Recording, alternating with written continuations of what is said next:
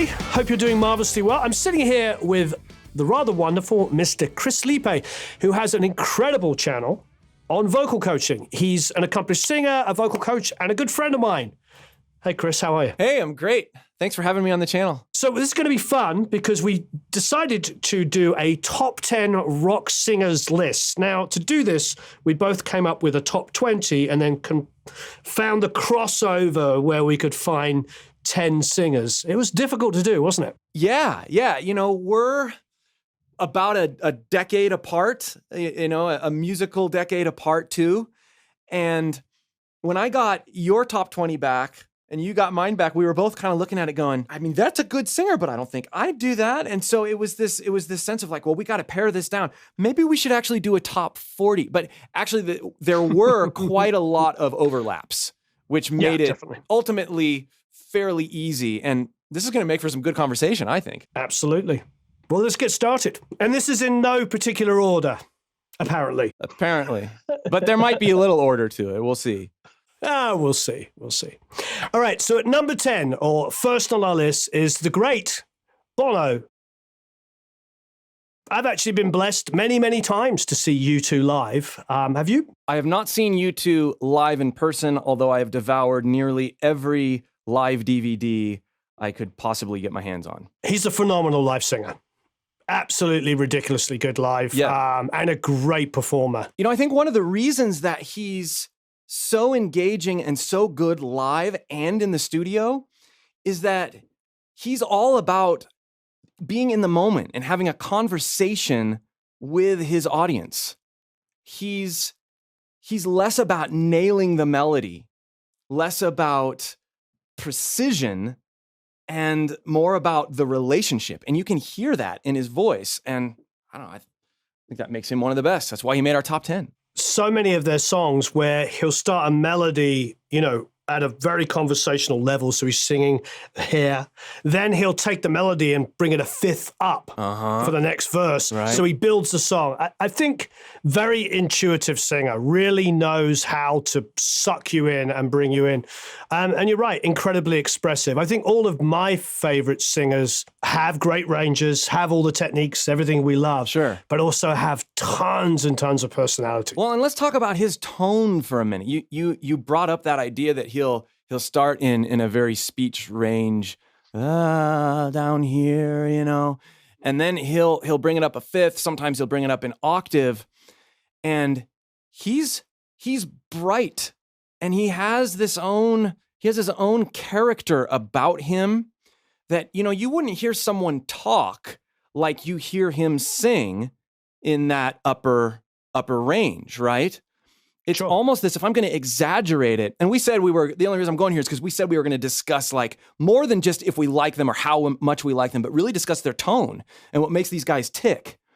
And he's unique in the sense that, he'll almost hold back more air, and then he'll almost have this whine about him where he's singing a little higher.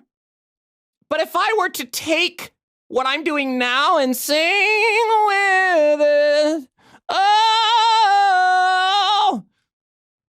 that sounds a little bit like what he's doing. It sounds a little maybe goofy out of context, but you put the emotion around it and you put his character and what he exudes, these things he's doing unconsciously, and they create a unique, one-of-a-kind sound.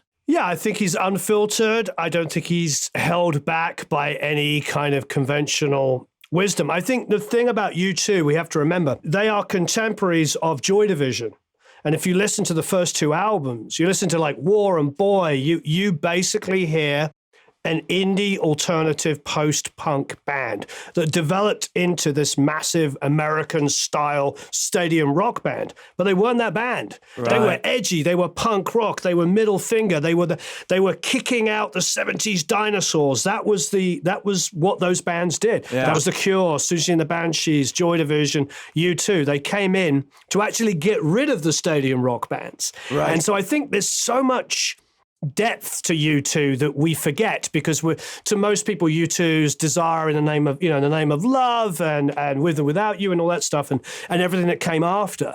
But really, they were political, and they had something to say. Absolutely. So I think that's what makes Bono and U2 as a singer and as a band so special, is that they've got those roots. Number 9, well, this one could be in any order for me because I'm a huge fan, and this definitely fulfills exactly what I was saying, where personality and range and technique and everything, and that is Mr. David Bowie. Compared to some of the other guys on the list, he doesn't have that like vocal powerhouse initially evident in his voice, but what he makes up for there, he goes crazy with in versatility, particularly in his arrangements. For me, he's my number 1 resource for vocal production. Right. When I'm working with artists, I use him all the time, particularly Ashes to Ashes, where he has 5 completely different voices. Where he starts off, do you remember and then he's got that spoken, don't say it's not true. Then just got a message from the action man. He goes to falsetto, I'm happy, you're so happy. The spoken word, there's so many different voices that he uses on that. And I do it all the time when I'm struggling with an artist to get personality out of them, and they're too caught up in timing and pitch, right? That they sound really stiff, like everything's really in tune and really timed perfectly, and I'm like, there's no expression. So I'll sit them down and I'll play them Ashes to Ashes, and it really helps break the ice. And they're like, oh wow. Listen to all of those personalities coming out within the first verse. Right. Bowie has that same sort of, like you're saying, this tonal variance. And I think so many singers get stuck in, this is how I sound. I've got a tone and it sounds maybe similar to the way I talk, or maybe I've got my own singing voice. But what Bowie shows you, Bono does this too, but what Bowie does more than a lot of singers is show you that you can have multiple great sounding voices. If I want to approach a note, hey, that might be the way that I would just do it, right? But I need to think more carefully about context, about what the song is asking for, about what the lyrics are, about what other notes are surrounded by. And that note could be anything from hey, to hey, to hey, or being even more versatile with attaching it to other notes. Hey, hey, hey. That's the Bowie inspiration right there, where you're not limiting yourself to one way to sound because you're focused on being right or good. There's lots to it. As a vocalist, he's my second favorite singer of all time. He was the tastemonger to end all tastemongers in everything that he did, from his musical style to just everything, fashion and art and everything, And so I think that, because he's such the complete artist, I think that's why he was able to be, some people would say a musical chameleon, but I think a chameleon in every way. I challenge everybody, go back and listen to like Ashes to Ashes, and just like phenomenal, absolutely phenomenal vocals. When I came to America, every girl singer I worked with when I first moved here, this was their inspiration, and that is Pat Benatar. Pat Benatar.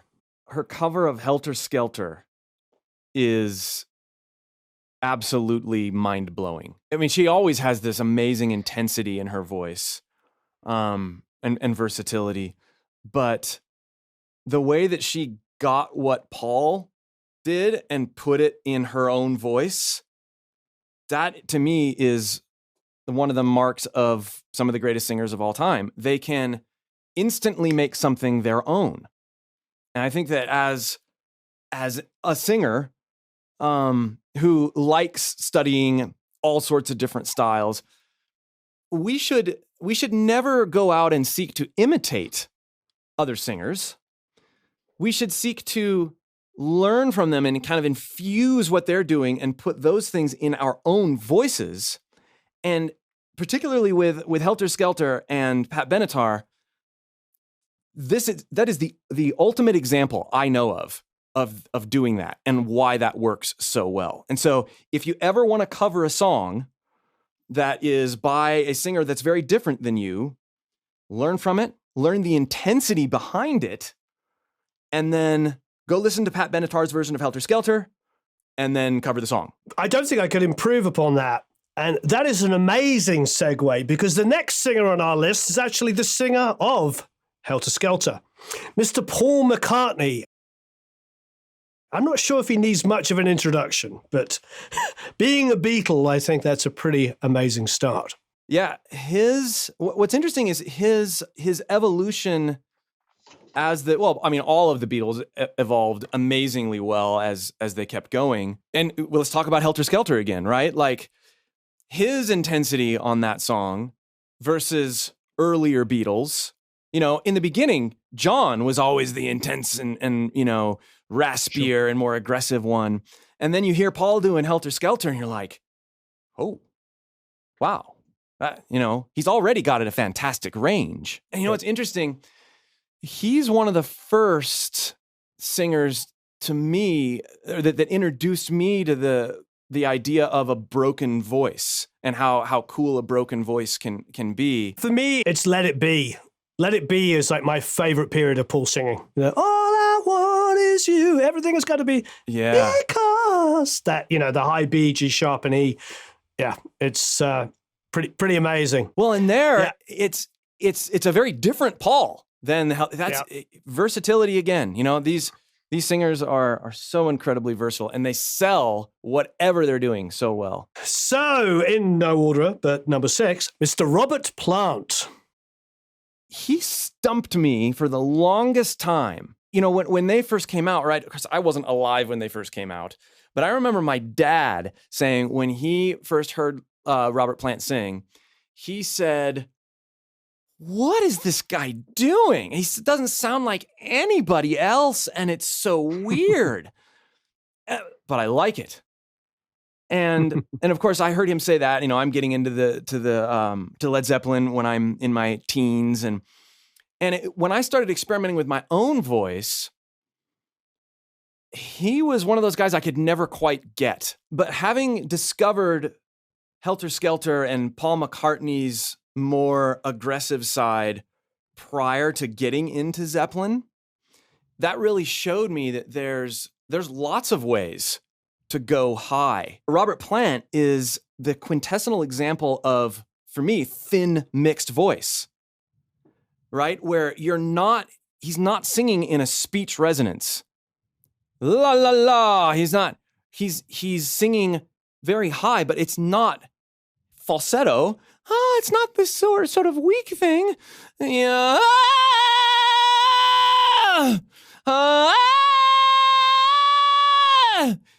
It's high, it's full, it's nasal, it's, and she's buying. It's almost like this sense that he's mocking the wicked witch. And again, like we've said with some of these other singers, being able to be comfortable enough with yourself and be that performer and try things with your voice lets you come up with these, eternally memorable characters, which is what Robert Plant is. He is an eternal character in rock music because he wasn't ever afraid to try something very strangely different, and it works. I remember having a conversation with somebody who's about to come up on our list, so I'm not going to say who it is. And we were talking about Jeff Beck as a guitar player. And we decided the reason why we love Jeff Beck is because Jeff Beck sounds like he's singing when he plays guitar. Like his phrasing sounds like vocal lines as opposed to guitar lines.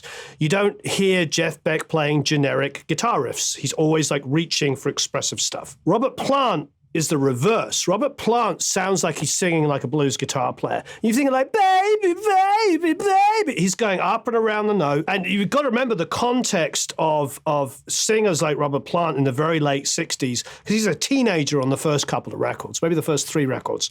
He's a teenager. He loves the blues. He's more surrounded by the blues than possibly any of the singers on our list, except for maybe there's two more that are coming up, which may have almost as much, definitely one.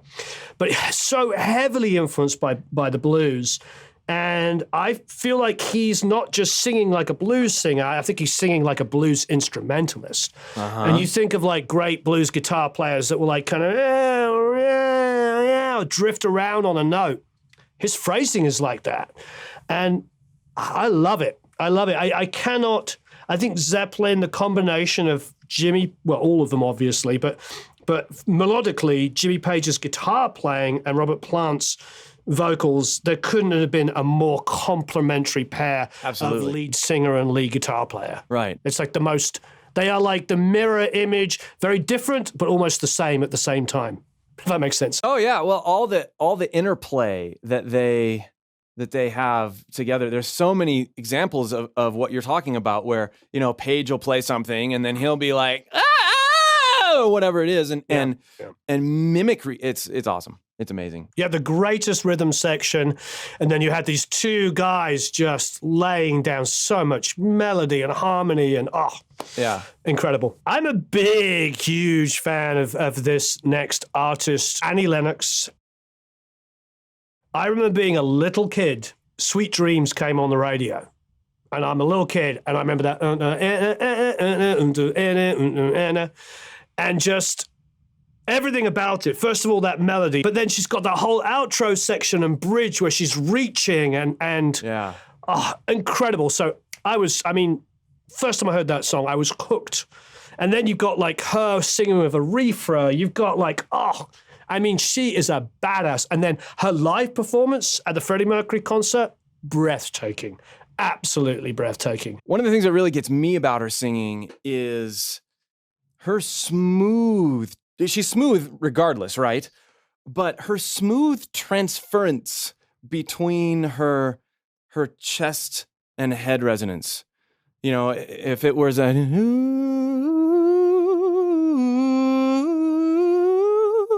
there's this sense that you can tell the difference, but because she has this mellowness about her voice all the time, she has this milky one voice approach, even when she starts getting more aggressive.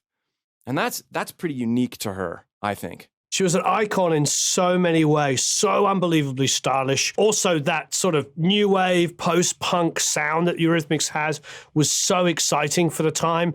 It just fulfills everything I love about music, I'm very much into that very late 70s through like mid-80s where any band that was still going put out their best stuff. Right. And it was unbelievably creative time where reggae and was at its best, that rock was at its, just a really creative time. And a melting pot of all the genres. I'm blessed to have worked with this gentleman. He's the guy I was talking about, that we were talking about Jeff Beck, Mr. Steven Tyler. My favorite Steven Tyler vocal moment, there's a lot of them, but my favorite is the, I'm back in the saddle again. I'm back. You listen to Dream On, and where he's all the way up in the, and I've seen interviews where he'll be like, people always ask me, how can I sing that? And I tell them it's the easiest part, because he has this way of covering so much ground and getting good rasp and getting good character and personality. And he's like super quiet while he's doing it. Except I cannot believe that when he's doing the, I'm back,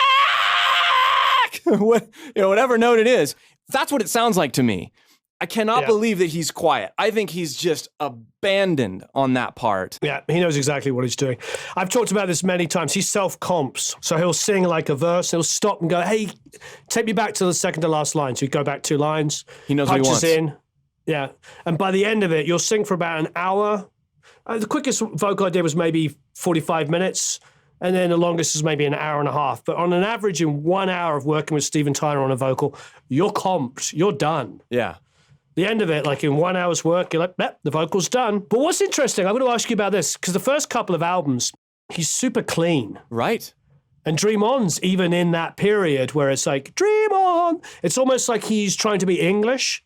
I never asked him about it, but I know when Jack was working with him, they worked very, I don't want to exaggerate, but they worked a lot on bringing out that kind of like bluesiness that he is synonymous for. But do you ever go back to the early stuff and you hear that huge change? Absolutely. Well, and I think a lot of that is just age and wear.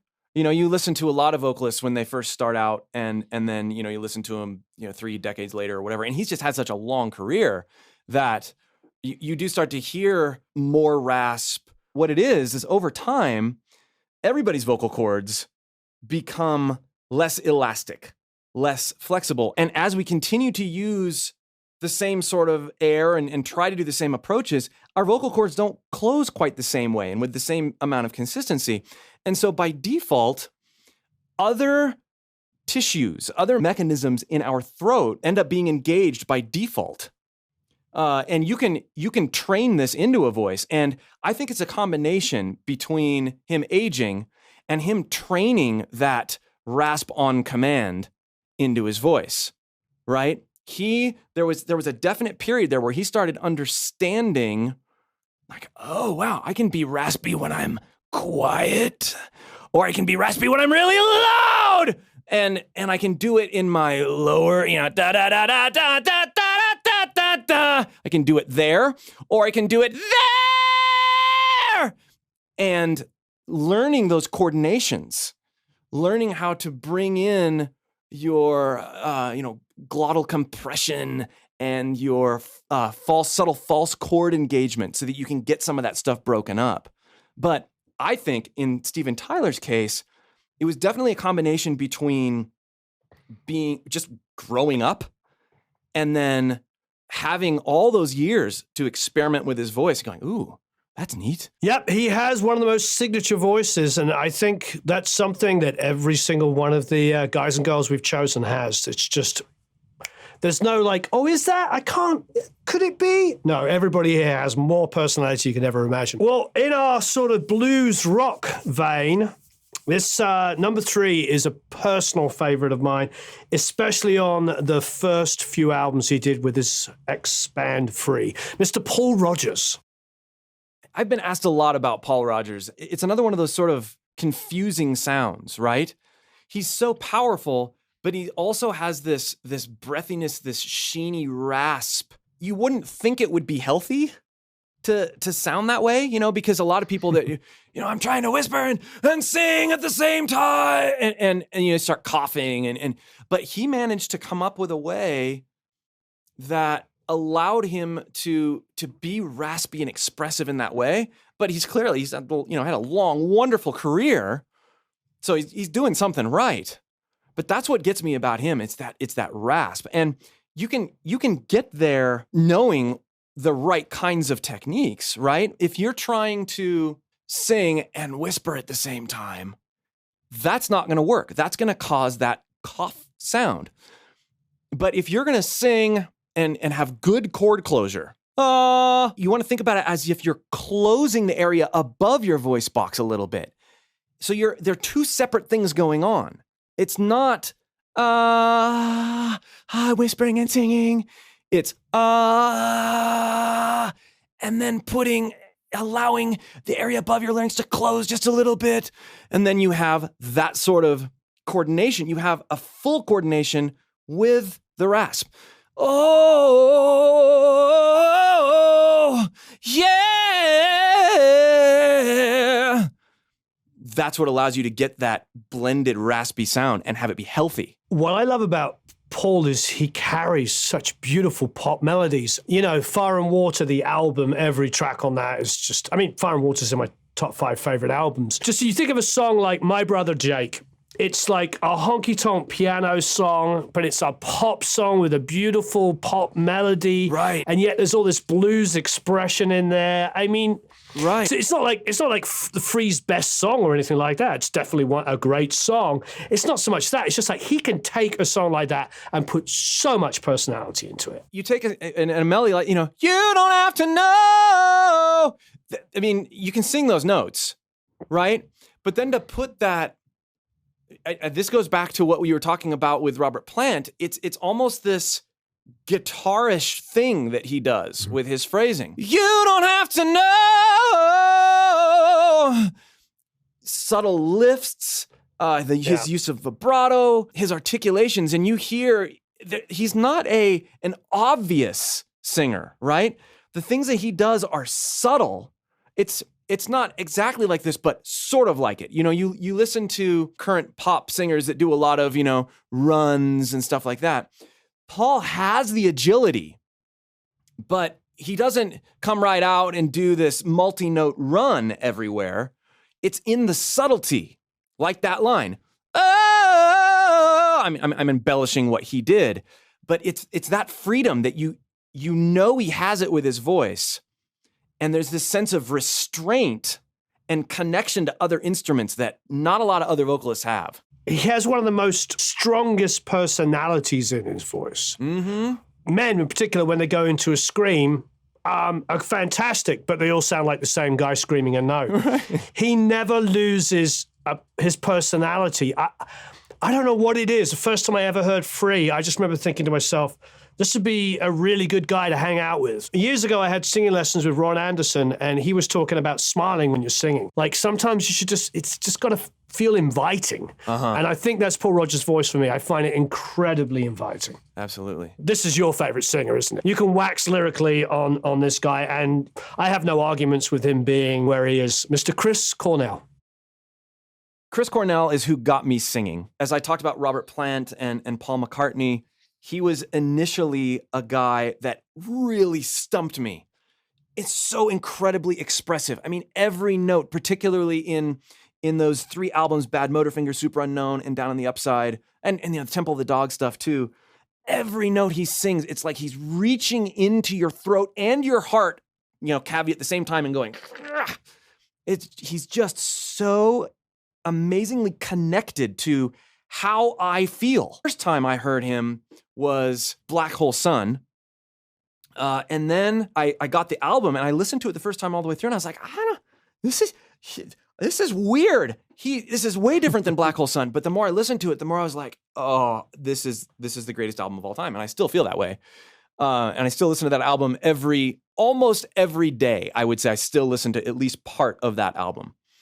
But when I started to want to sing, he was the guy, and everybody else was kind of put around him as, oh yeah, Robert Plant's doing some of the same things that he's doing, and Paul McCartney's doing some of the same things that he's doing, but I still don't know what that is. And it was really interesting. I've told this story on my channel before too, but I was reading an article at some point where some guy was reviewing one of Cornell's live performances. And he was saying that, the studio recordings sound great, but man, he sounds like a dying cat live. And I was like, well, I actually happen to like the way he sounds live, but that's a very interesting thing to think. Dying cat. What would a dying cat sound like? And I started to make dying cat sound noises.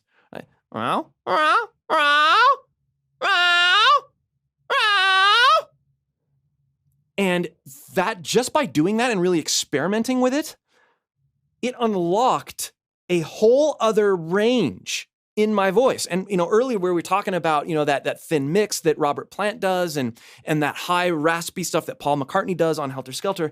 That stuff started to fall into place because I could now hit those notes.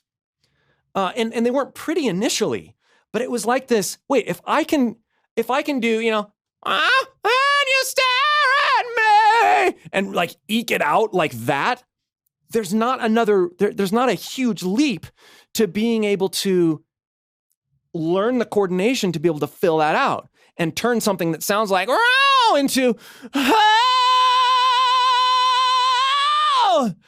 and having that more full mixed chesty, girthy sound. Coming to terms with how his voice changed over his career, because I first had my glimpse of him in Super Unknown, and then I got into his live stuff even more after that snarky comment that journalist made. And then I went backward and heard him on, in the 80s and, Screaming Life and Ultra Mega OK. Stuff started to make even more and more sense as I studied his voice, my own voice, and did more experimenting and learned more and more. And then all these other vocalists, like I said, started to make more sense as well. But then going forward and the work he did in Audioslave and understanding how his voice changed and reading about what happened, with his battle with alcohol and addiction, and how that impacted his voice in the early Audioslave days, and then going on and how he kind of rebounded in the later Soundgarden eras and was still able to hit all those notes, but he was, I could go on and on. We could have an entire channel or video about just what we can learn from Chris Cornell's voice. I saw them at Reading Rock Festival, would have been right at, in their heyday. It was unbelievable.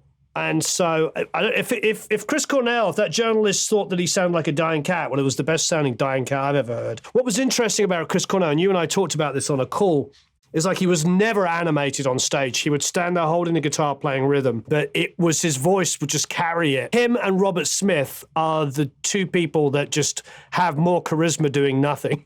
Robert Smith is the same way. He just kind of like looks to the side and does something and you're like shaken. Well, what's really interesting is when you watch early era Cornell, like early 90s, sure, where he's not playing guitar as much. He's all over the place. He's climbing rafters. He's, he's got his shirt off and he's, throwing mics and lifting Eddie Vedder up on his back and running around. And he's doing crazy stuff. Once he made that transition from like, bare-chested banshee in the early 90s to focused brooding songwriter in the middle 90s. That's what happened, right? Like then it was all the expression was coming from his voice. And what was interesting too is you didn't notice less expression when you noticed just as much, if not a little bit more. And that's a really interesting thing to break down too, right? You don't have to be like, ripping your shirt off and climbing rafters to be an expressive rock idol. It's in the voice, it's in your presentation, it's in your singing. Number one, Mr. Freddie Mercury. Anybody who ever watched any video I've ever done expecting anything other than Freddie Mercury to be here. Freddie, for me, is the reason why I do music. Queen is the reason why I do music. And I've told the story 1,000 times, but I got a night at the opera as a little kid for Christmas. Far too young, far before I should have known anything about music. My dad was obsessed with music and art and didn't like any pop music at all. It was only classical music and jazz. But he heard Queen, particularly Bohemian Rhapsody, and thought, yeah, this will work. And he gave it to me for Christmas and said the words, "This is worthy." Queen never went away, but they've had this massive resurgence, obviously even bigger than ever, since the movie, and you got a sort of glimpse into Freddie's struggle throughout his life. His upbringing and what he came up against. And it's his story is such an amazing tale of where we are in the world now and everything that's going on. He really exemplifies how you can succeed against all the odds. But he was just gifted with one of the most beautiful voices, with the most incredible ranges. Expression from like Love of My Life all the way through to like, obviously Bohemian Rhapsody or Prophet Song or any of those songs where he's just like going for it. He could sing sensitive, beautiful ballads. He could belt it out and he could do everything in between. He could sell you anything. As a vocalist, when you are learning how to sing, when you are taking things from other people's voices and putting them in your own, I don't think that there's a better unknowingly brilliant instructor than Freddie Mercury. He has, I'm pretty sure, taught more people how to sing than any other singer, vocal coach, anybody, simply because he wears what he does emotionally, physically, so publicly and in such a forward way. One of the greatest examples for me is in Bohemian Rhapsody, where he sings the "Mama, ooh, didn't mean to make you cry." Listen to that line and then sing it back, and you do it with your own voice. "Mama, ooh, didn't mean to make you cry." Right? Like there's this, okay, saying the line. But the tonal variance and expressive variance in that one little line, he does this all over the place. Love of My Life, where he's, going in and out of different, but it's this, and I'll exaggerate it because exaggerating it's the best way to point it out, right? He's got this, it's not mama and mama, mama, ooh. He's super like bright, and there's this nasal quality that happens with his voice, where his resonance is being thrown back, and then he brings his resonance forward and darkens it for the ooh, and his control over vibrato, and then the "didn't mean to make you cry," where he starts the word and it's darker, cry. And again, I'm exaggerating, but it's that kind of stuff that he does as part of his performance that as vocalists, we need to take this stuff away from performances like that, from vocalists like that, and experiment with those things and make that part of what we do. You can sing a note any way you want to. You can sing a word any way you want to. How you hold your mouth, baring your teeth, all these things that you probably want to think about a lot, like, I should show my teeth more. I should do all that. Breath support. Wait a minute. Just channel Freddie Mercury. What would Freddie do? I don't recall ever hearing Freddie Mercury ever singing out of tune once.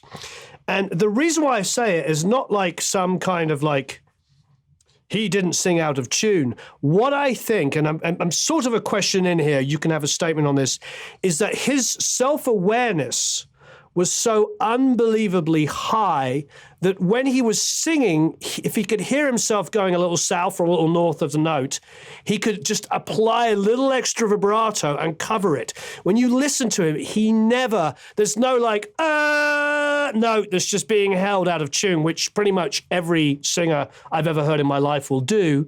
Or you watch, some live show of a band and you're like, oh, he's not on tonight. And the whole thing is pitchy everywhere. And there's the monitors were to blame or this, that, and the other. The thing is, Queen and bands of their ilk were touring in the mid-70s where monitors were the last thing anybody cared about. Right, yeah, nobody heard themselves.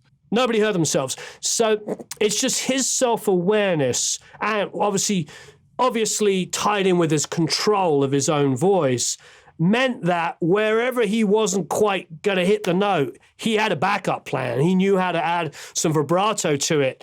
And I think that's the other thing that's kind of scary. I challenge anybody, go back and just randomly find something live and you'll get through the whole song and you'll be like, I don't think he went out of tune. I agree with that. I think that the self-awareness thing is huge. I also think that the confidence, which feeds into the self-awareness, but if I'm going to sing and I'm going to be focused on being right as a vocalist, right? If I'm going to focus on being correct or hitting that note, having this sort of psychological game in my mind that, I've got to bring it because people are watching. I don't want to disappoint. There's all these things that happen with fear and you end up working against yourself as a vocalist.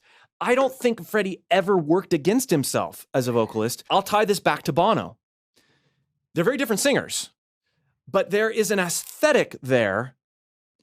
He was always about the engagement, the conversation, the audience. Like he gave himself away so that, when you are giving things away, and this is kind of a universal thing, right? Like when you're giving things away in a very, an altruistic, pure way, judgment does not get passed back to you.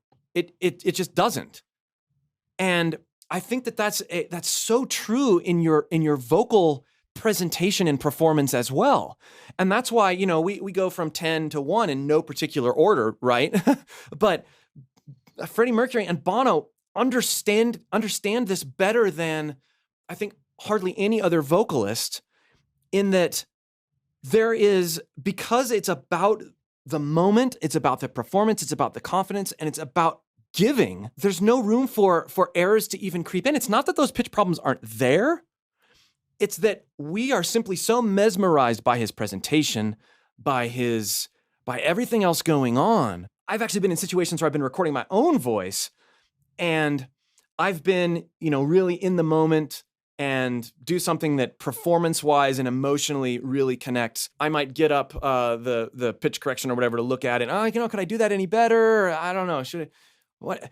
But there's something about a performance that's delivered out of that pure emotion that if I were to go and correct it, even if it was a little off, it would be worse for it. It would be worse for being correct. It would be less good for being perfect, which is a really weird way to think about things. Well, this has been a lot of fun.